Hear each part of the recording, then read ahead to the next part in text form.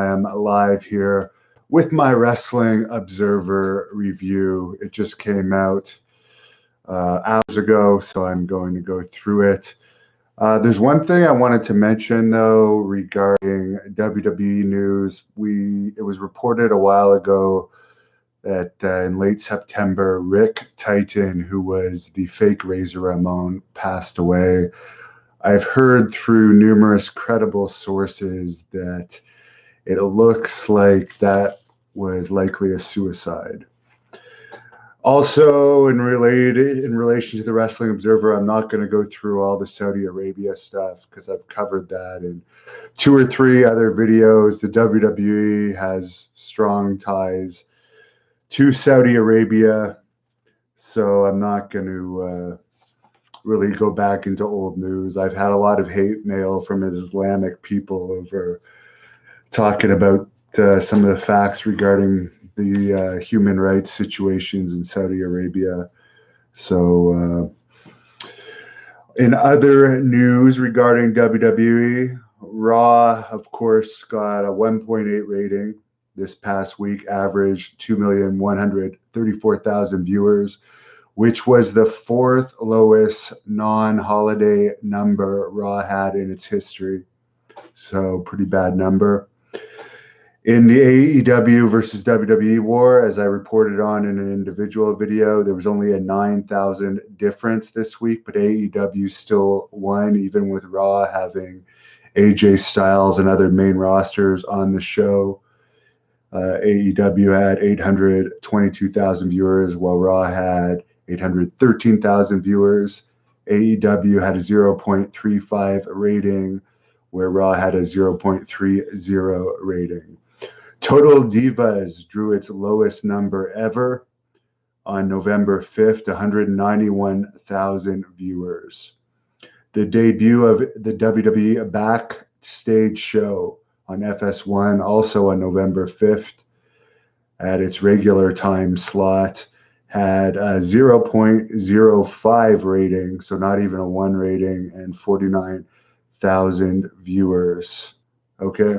And Randy Orton signed a new 5-year contract, as I've already reported.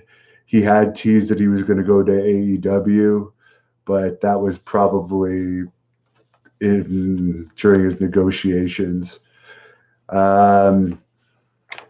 Even with Cain Velasquez and Tyson Fury on the Crown Jewel show, this is a bit of news I haven't reported on, but it's just straight news. It didn't get in the Google Trends at all, which I guess even the WWE Australian show that took place in the middle of the night did get into the Google Trends, as well as previous Saudi shows. So that indicates there was very little interest in the show.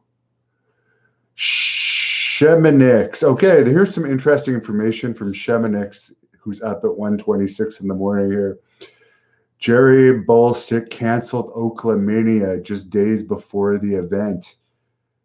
So that's why I never heard anything about Jose Canseco wrestling. He was supposed to wrestle at this Oaklamania show. So thanks for the tip on that. NXT has booked January dates for tapings at Full Sail University. Many believe they would try to move to a larger venue like AEW is running for their Dynamite show. But I guess, at least for the meantime, they have dates in January booked at Full Sail. 205 Live on November 8th, and was also taped at Full Sail. So I guess that was taped tonight. Or it's going to air tonight. Maybe they taped 205 Live at the NXT tapings. Who knows? But the 205 Live that's going to air tonight was recorded at Full Sail. A lot of people have been leaving for the 205 Live tapings that usually are taped after SmackDown. People don't want to stay for that because, surprise, surprise, a lot of people don't care about the small wrestlers. So there has been talk that they might tape that on the NXT taping. So we'll see if this continues. Lance Storm officially announced he's going to be returning to WWE full-time as a producer. I have used Lance Storm on my events in the past and have done some training sessions with him in Calgary when he was first starting his school. Never had any issues with him. I would like to get a shoot interview with him one day, but I guess if he's returning to WWE, it's unlikely it's going to happen until that contract's over with. Alexa Bliss has been out of action with a shoulder injury. Scarlett Bordeaux has signed with the WWE. Hulk Hogan is having a back operation November 12th where he says they're going to fuse 6 levels of discs together. I don't know much about that, but that's supposed to help diminish his pain. But he was saying earlier he wanted to wrestle at the WrestleMania in Tampa. I mean, I've seen him on the last time he appeared on SmackDown that bombed in the ratings, and he couldn't even walk when he wasn't on an angle. Like, he was walking on an angle. So he definitely needs back surgery, but he should not even consider wrestling. He can't wrestle, especially at a WrestleMania level. They should get these people that can't put on good matches anymore, or can't in general, like Tyson Fury, out of the ring. It's not good for business. Explosive Phoenixes is 205 Live, the worst WWE program currently. From everything I've heard, it's by far the lowest rated program currently on the network for wrestling programs. From what I understand, there was talk of dropping it at one point. So who knows? The planned Mexico City Super Show on November 30th that was originally going to have Cain Velasquez in the main event has changed. Apparently, Cain is off the card in a wrestling capacity because his knee injury, I guess, is more serious than he originally thought. Now on to the AEW news. A lot of people have seen, I guess, for their show in Charlotte, they drew 3,600 paid with 4,000 total fans in the arena, including comps. But I guess this was their lowest crowd so far in the company's history, which is a short history. So we've seen the crowds go further and further down in a short period of time. This was only the 6th week of Dynamite, but there's pictures all over the net that they basically had one side of the arena with almost no people on it for the taping last week. Jerry Lynn, who works as a producer for AEW, is having health issues. He's not doing the StarCast convention this weekend, and he's getting an MRI done. Kenny Omega apparently went to Japan for a DDT show recently, and he was stopped going into the country and detained. I guess this is the 3rd time this has happened to him since he left New Japan, so it could have something to do with politics, but he did end up getting into the country. There is a lot of heat with New Japan and AEW. However, Chris Jericho, who has a separate deal with New Japan, his own deal, is still going to be working one of the Tokyo Dome shows in January. Nothing has been said regarding Dean Ambrose working the Tokyo Dome show yet, but we're still a ways away. Keith Barabo says the venue in Charlotte looked old. AEW does not look as spectacular. As a result, Vince and Triple H will decide to keep NXT in Orlando. Well, yeah, because I agree that AEW is going to have a hard time filling these large arenas as time goes on. They really don't have that many household names, and the newness is wearing off. So they're going to have a hard time getting thousands of people as time goes on. They may have to downgrade to smaller and smaller buildings as well. Speaking of small crowds, Ring of Honor, who I reported last week, had absolutely horrible crowds in the UK and Wales. Only 150 people or something in Wales. They went all the way from the US to get 150 people in Wales. They could have got that and not spent a fortune on flights. But November 2nd in Pittsburgh, big wrestling town. They only drew 250 fans, which is probably rounding up. November 3rd in Columbus, Ohio, where I'll be going back to this year to cover the Arnold Sports Festival again, which I covered last year and had a lot of fun at.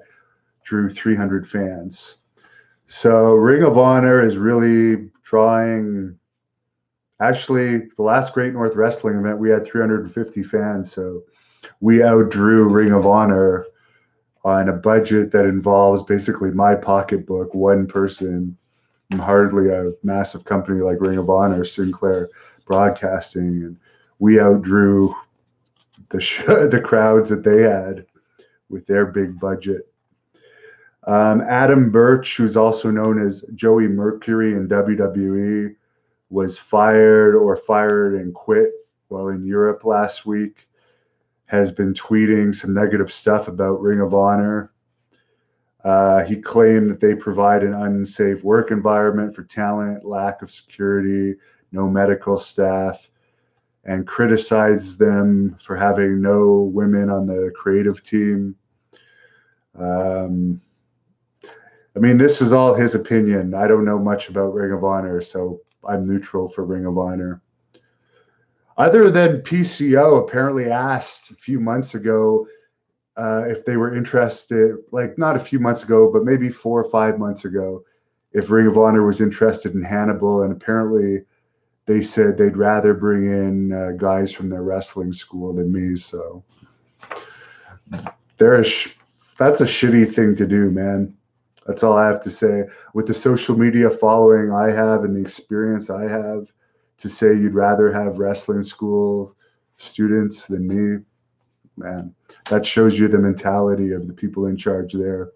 But Mercury, I guess, said that Jeff Cobb's current contract is for $50,000 a year, and it expires at the end of the year. He also said that Klein, I guess, who was their women's champion for most of this year, was making $24,000 a year and asked for a raise and was turned down. So PCO told me he was making in the 3 figures for Ring of Honor. We'll see if he resigns or not. Debo says Ring of Honor is like late 80s AWA. Did I see the screw up in the Trent versus Pac match? No. I tried to watch a Pac match on the first AEW show and it was boring as hell. And I'm sorry, Scottish people. I have actual family from Scotland, but I cannot stand Scottish accents. Sorry.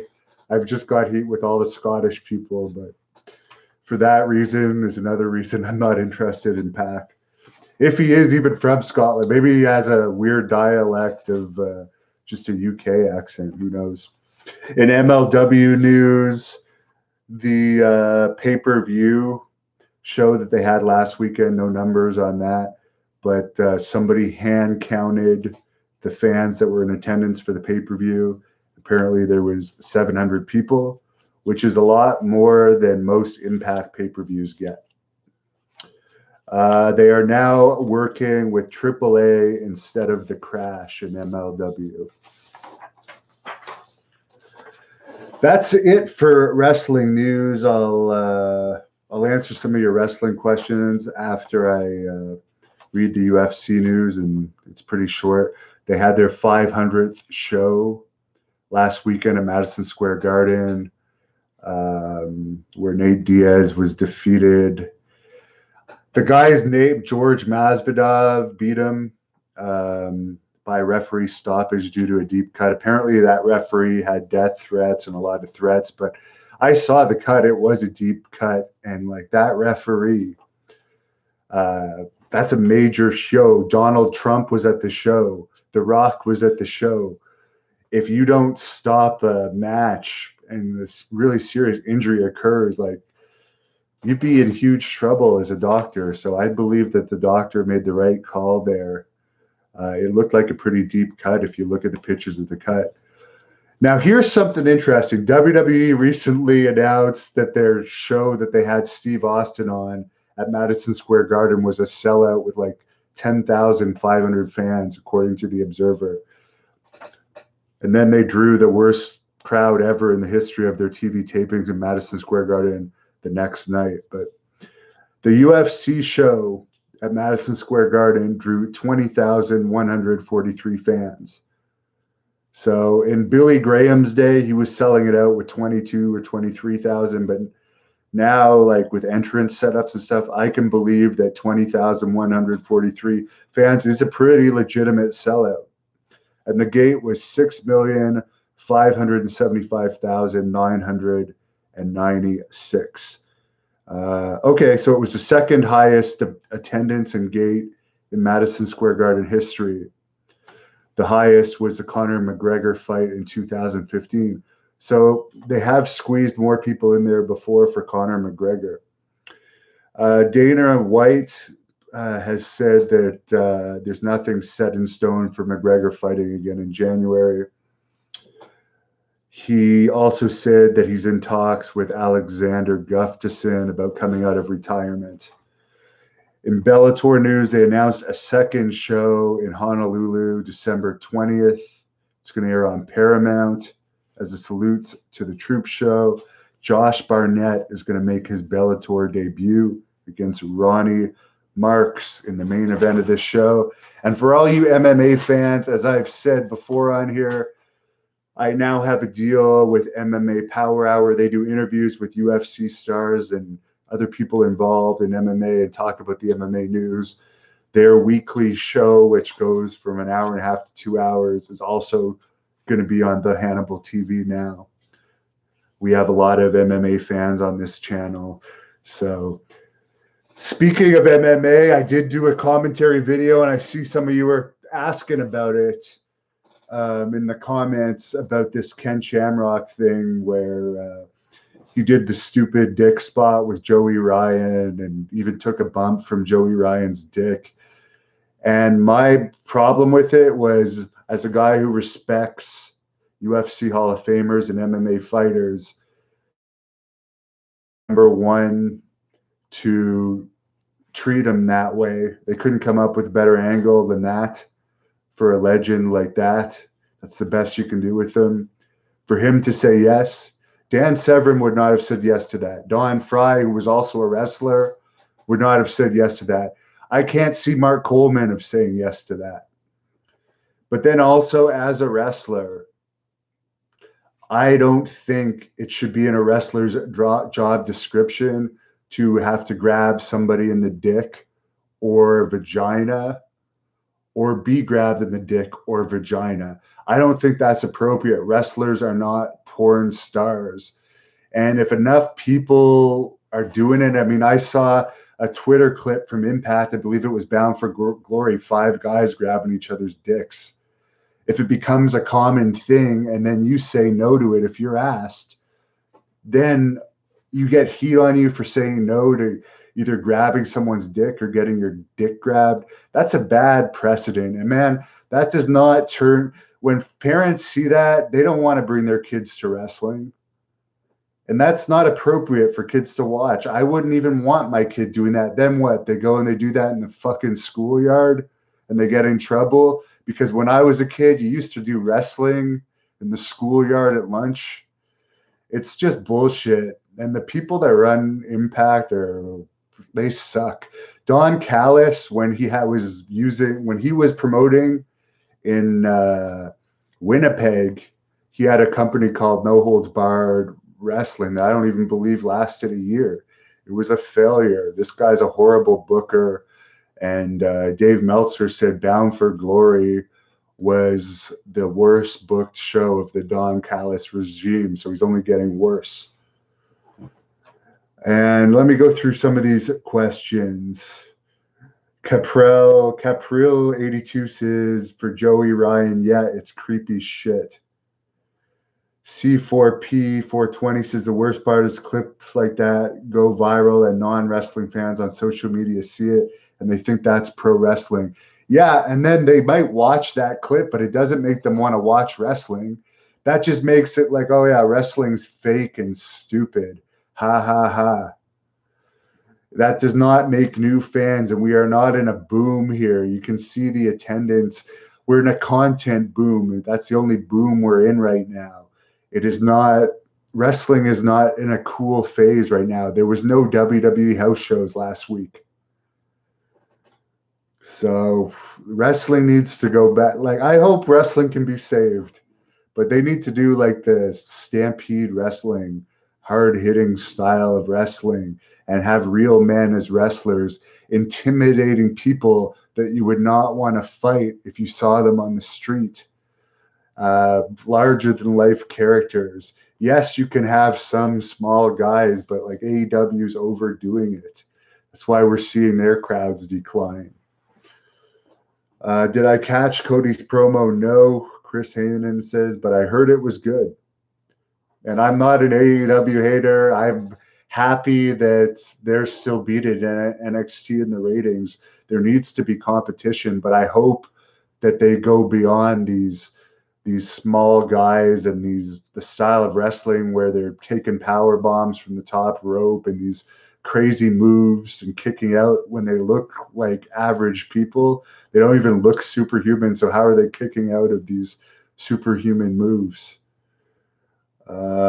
Timothy Courier says Shamrock must be low on money to be doing stuff like that. Well, we did hear that his bare knuckle fighting pay-per-view had something like 300 buys, so you can't have considered that a success. I don't know if his own finances were involved in that, but yeah, who knows. A couple more questions. John Hala Karate says that Shamrock match was shameful. By the way, I will say that the next Great North Wrestling event I'm going to try to live stream it. It's taking place February 29th from the Gallipost Center in Smith Falls, Ontario, just outside of Ottawa. And it's on the side towards Toronto for the people that live on the Toronto side. You want to drive down. And also at Smith Falls is close to Kingston, Brockville, Ontario, Cornwall, Ontario. It's going to be Haku and the Barbarian, the Faces of Fear, taking on the Blood Hunter and Savio Vega in the main event. Davey Boy Smith Jr. from MLW will be defending the Hannibal TV heavyweight title against Carl Leduc from the Leduc wrestling family. The Women's Championship of Canada is going to be on the line. We're still looking for a worthy challenger. If you guys know a worthy women's champion of Canada challenger for Jessica Black's title, write it in the comments. I'm searching it out. She easily defeated Lady Yasmin at the last Great North Wrestling event. She needs stiffer competition. Jeremy Prophet will be defending the Canadian title on that show. I'm working on some other big stuff for that show. Frank White says, are you coming to Philly? Yes. The end of this month, I'm coming to Philly to interview Bill Apter, who's going to be working for the Hannibal TV, WrestleMania weekend in Tampa, Shane Douglas, Billy Jack Haynes, and Snitsky. I'm also interviewing Hillbilly Jim in Albany next weekend. How is my workout? Keith Barbaro says, I did chest and back. It was a decent workout. I had a better running workout last night, more satisfying. So, yeah. Destination Dogs, somebody says in Philadelphia. That's where we went with Melina and Ted Hart. There's a video on there of that. But I'll return to Destination Dogs. So, yeah, thanks for all your questions. That's all I'm going to talk about tonight because I'm already well over 20 minutes. I'll check in with you guys down the road. By the way, subscribe to the Great North Wrestling podcast on iTunes. The link is on the HannibalTV.com or in the descriptions of these videos. You can get the audio downloads of my news updates as well as Great North Wrestling podcast interviews on there. So have a good night, everyone.